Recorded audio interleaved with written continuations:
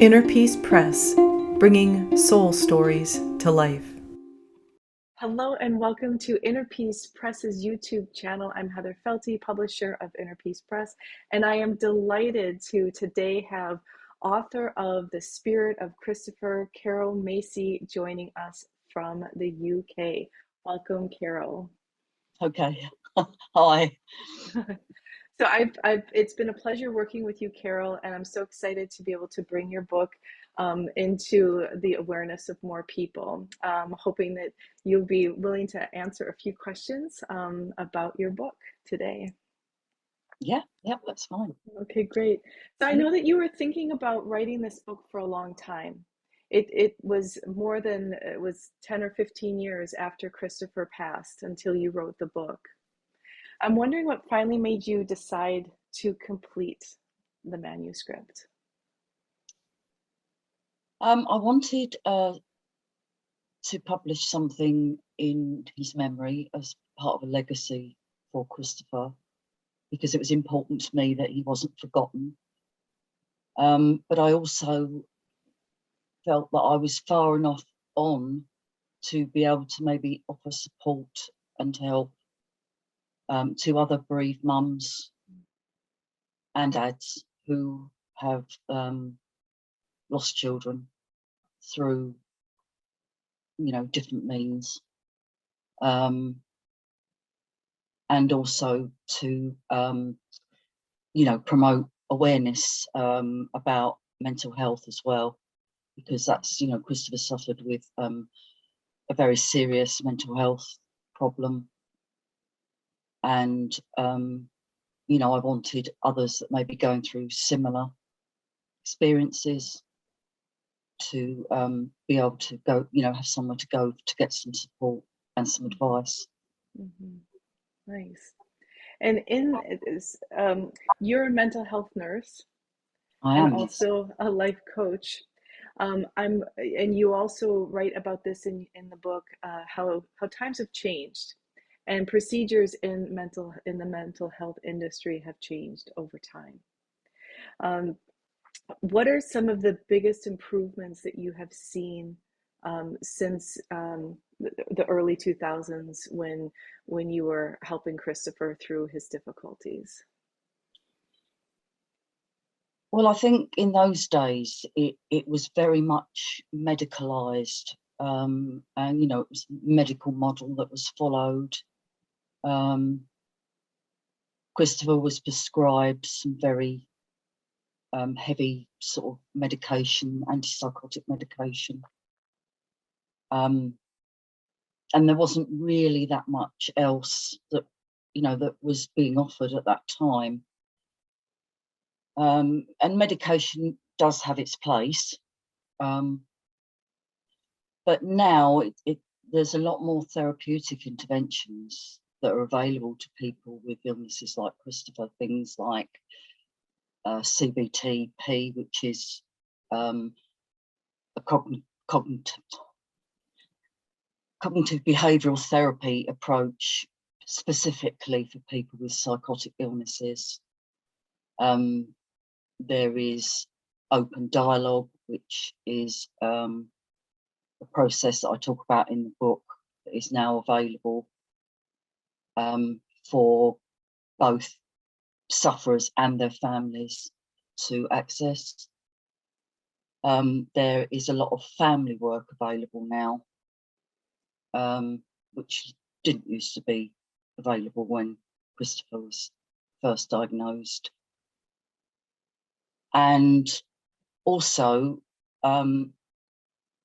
medication, a lot of medication for psychosis can have quite a detrimental effect on the physical health of the person who's taking it.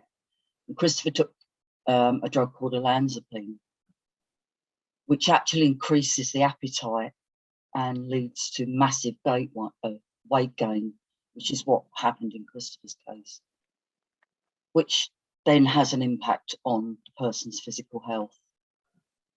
So over the last few years, you now undergo regular physical health checks. So ECGs, monitoring the heart, monitoring the weight, monitoring the bloods to see that everything's okay, and offering support around, any weight gain that somebody might have and is experiencing, to prevent the physical health damage that some of these medications can cause. So I think that's a major one as well. And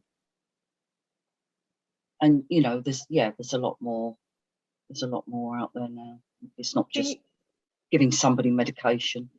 Can you explain a little bit about the open dialogue? How does that work? I've never been involved in it myself, but some of my clients have been. And I think it's more about looking at what the client actually wants and what the client feels they need, rather than imposing stuff on people. Sometimes we have to do that because, people are so unwell that, we have to detain them, for instance, under the Mental Health Act. And they feel that they've lost all their power. So open dialogue is a way of giving some of that back to the client, so that they can say what they feel they need in terms of support. And I think it does also involve other members of the family and friends, or whoever the client would like to be involved. So I think it's about empowerment, which is really important, because I know Christopher felt terribly disempowered when he was ill. And, that was one of the main issues that he struggled with, was feeling that he'd lost control over his own life. And that leads me to another question that I had, and this is something that I didn't understand until I read your book, but you said that Christopher had a lack of insight into what was happening with him. How do you think, how did Christopher's lack of insight impact his ability to get better?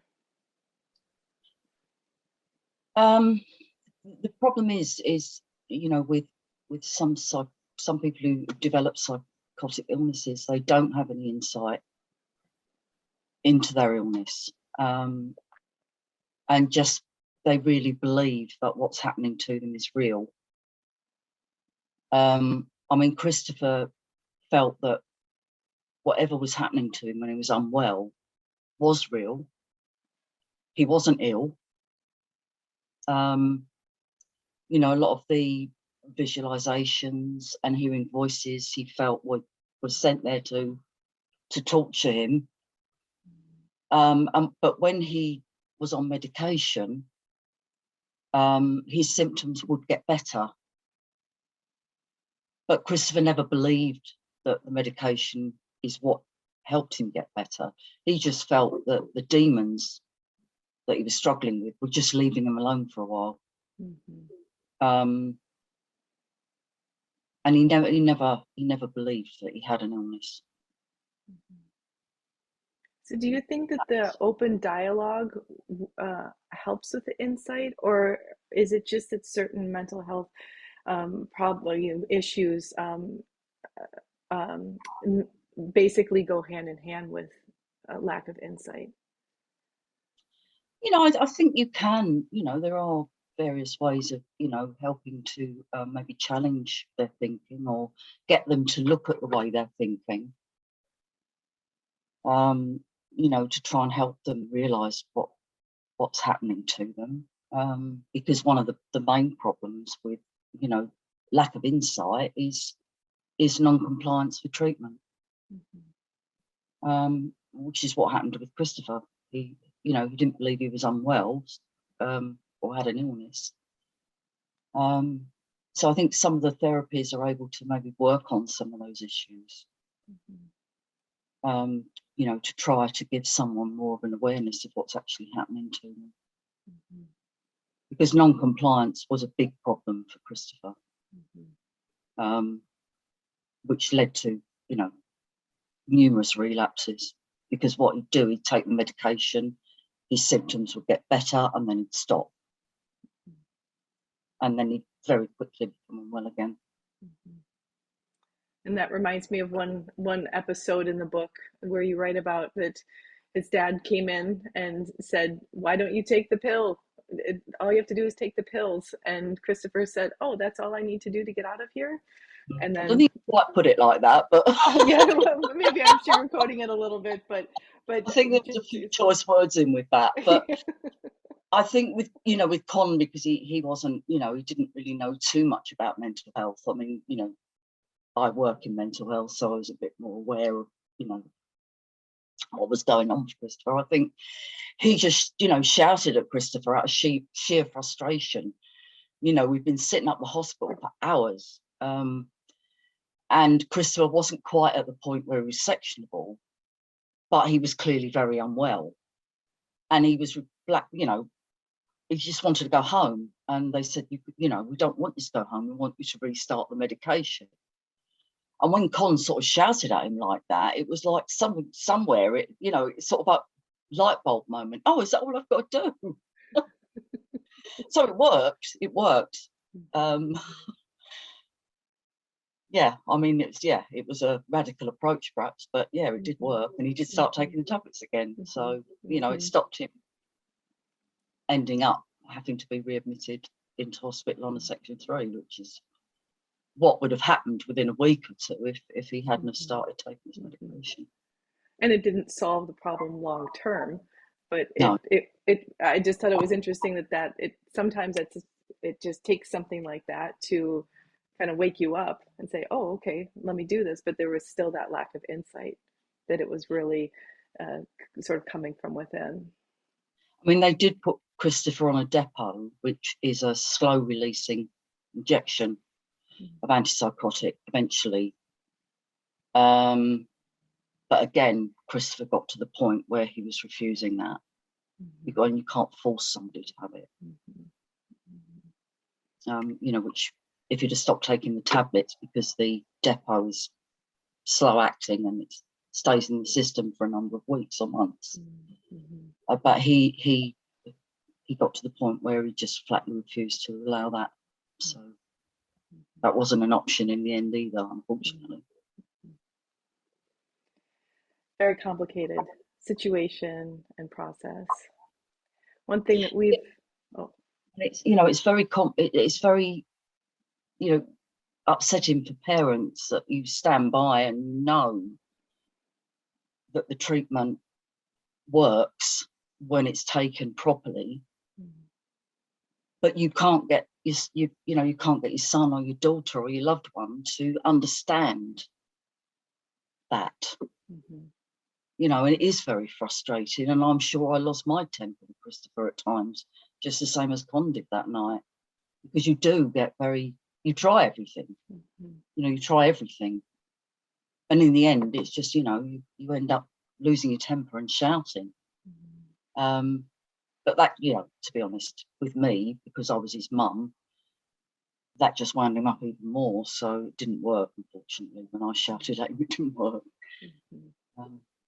So it just got to the point in the end where he just wasn't taking any treatment at all. Obviously, this book is about bereavement, and you share a lot of the stories about the experience of helping Christopher move through his mental illness. But then with the bereavement part, because I know you help a lot of people through their own bereavement, that there are many stages of grief that go along with losing a loved one. So I'm wondering if you could help us understand the anger stage, especially when it's your son and you go, how does anger manifest, I guess, for you, or maybe in somebody else you've seen who's lost a loved one? Yeah, I think, that people talk about the 7 stages of grief, but in my experience of losing a child, you don't follow that pattern. And the problem with the anger is that can reoccur at any time. I mean, initially I was in denial, and it's like you have this invisible cloak around you trying to protect you. And then when that invisible cloak wears off, that's when the anger starts to come through. And it's like, why does it have to be my child? What have I done to deserve this? And, feeling like you've lost something that's so precious. And how are you going to live your life, without this person in it? And then around the anger comes the guilt. Could I have done more? Could I have done something to prevent this? Was it my fault? And then you start getting angry with yourself. So you've got a combination of, you start to feel angry against the child for dying in the first place. You feel angry because you're guilty that you didn't do anything to stop it. And then you start feeling angry with everybody else because they don't understand what you're going through. So, it just comes from, the anger comes from all different places. I think the problem arises when you can't get past that, and the anger starts to be all consuming. And with some bereaved mums, it takes a long time to get through that. And that's what I really want to try and help people, to be able to move through that anger and move forward. Because if you're still angry, 20 years on, it's almost like you've wasted all that time. And I think one of the reasons, again, you asked me why I wrote the book, I felt it was something positive to do, rather than giving in to the anger, which I did initially. I did, but I felt I'd done something positive in his memory. So besides time, I mean, how else can somebody move through the bereavement process? There are a lot of support groups out there now. I think, social media wasn't about when Christopher died, or it was just coming into play, really. And you feel very isolated, very alone. And a lot of the support groups on social media are very, very good. They're closed groups, they're safe groups. You're able to talk to other bereaved parents, and you support each other, which I think really, really helps. And also, you can. I had some counselling through something in the UK called Cruise, and they give counselling to people who have been through bereavement, and they do actually prioritise people who've lost children. So if they've got a waiting list and you've lost a child, you tend to go to the front. And I found that really helpful. I was able to process an awful lot with that lady. So talking with others. Yeah, talking with others. Connecting with other people who have also been through the loss. Yes, definitely. A loss, yeah. And we've included in your book a few pages of resources for people to find other support, in other groups. Yeah, I've listed, bereavement charities, child bereavement charities. There are a lot of resources on there for people with mental health issues and for their loved ones and carers to be able to access for support. There is a lot out there now. I think, I know sometimes the internet can be quite damaging, but I think, in some respects, it's good because, you are able to access much more support than you used to years ago. And so you don't feel quite so isolated. Mm-hmm. I Because think it for is me very, that, can you it is, repeat that? when you lose a child, it is a very lonely time. Mm-hmm. Mm-hmm. I think that that's something that connection with others is really important, because nobody can feel your pain.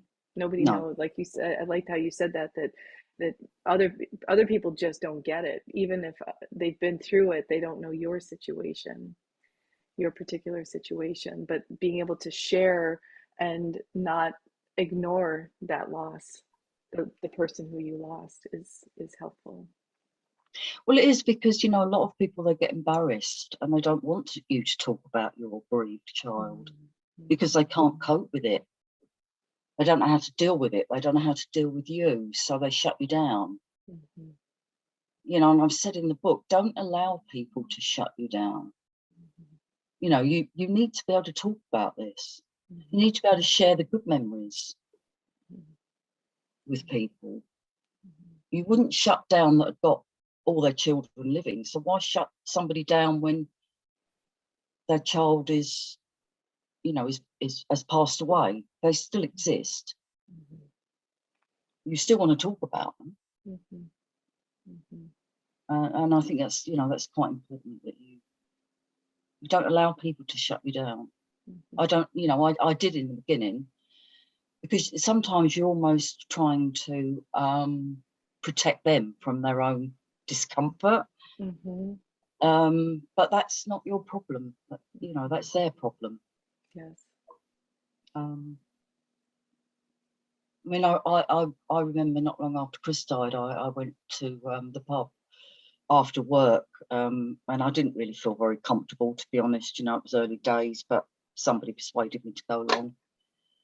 And one of the teachers at the school where I worked, he had just had, his wife had just had a baby, and he was, you know, thrilled to bits about that, and he was talking about that, and he asked me how many children I'd got, and I didn't know what to say. Mm-hmm. It was the first time anybody had asked me that, and so I just said, you know, I've got I've got two children, but my son passed away recently. And I started talking about Liz, my daughter, and all of a sudden he just said, "What was your son's name? What's your son's name?"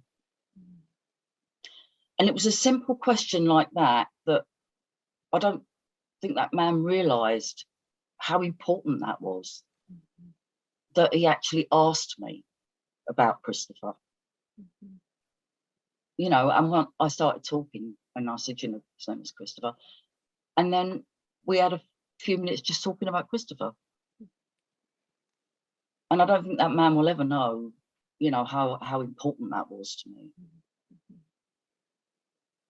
Because, you know, so many other people have just shut me down, don't want to talk about that, Mm-hmm. turn the other way when they saw me coming, you know, Mm-hmm. dart into a side room in the corridor of the school because they didn't want to talk to me, because they didn't know what to say, which is, you know, is very painful. Yes. And that's a wonderful message that hopefully this video will help share, for people to know that it's important to ask a bereaved person what they're going through, ask them questions, let them have the space to share what's on their mind. Yes, definitely, definitely. I think it is important. Um, because, you know, it's, I mean, when people ask me now how many children I've got, and because I'm quite spiritual, I just say I've got two, but one's in spirit. Mm-hmm. Mm-hmm. And I don't, you know, I don't have to say any more than that. Mm-hmm. Mm-hmm. And I feel comfortable saying that now, because I guess I'm that for, you know, 15 years down the line. Mm-hmm. Um, but I can remember that first time when that gentleman asked me about it. I just didn't know what to say to him. Mm-hmm. But you were able to talk about Christopher, which was the important thing. Yes, Yeah, yes, yeah, I was. And, you yeah, know, it was lovely. yeah. Another thing that I'm really appreciate about your book is that it brings up the conversation about death in general, which is something that it's important for us to be able to learn how to communicate about, so that people don't dart in in another room when you walk down the hallway, or they put you off, because it's really helpful to be able to come to terms with life ends sometimes sooner than we want it to, but we don't have to shut down that person's existence just because they're gone. No, no. And I think that's really important, and it's certainly very important to me. Mm-hmm. Because I don't want Christopher forgotten. You know, and well, he did live for 29 years. And, you know, not all of those 29 years were in being ill. You know, there were some very good memories, some lovely memories. And I think it's important to be able to talk about those as well. And people will be able to read some of those wonderful memories in your book, The Spirit of Christopher, which is now available for purchase around the world, not just in the UK anymore. So it's available on the Inner Peace Press site and some other online retailers. So thank you, Carol, very much for sharing your time with us today. And I look forward to seeing what else is in store for you coming up. Thank you. All right. Thank you for watching, and please be sure to subscribe to Inner Peace Press YouTube channel if you haven't already. Goodbye.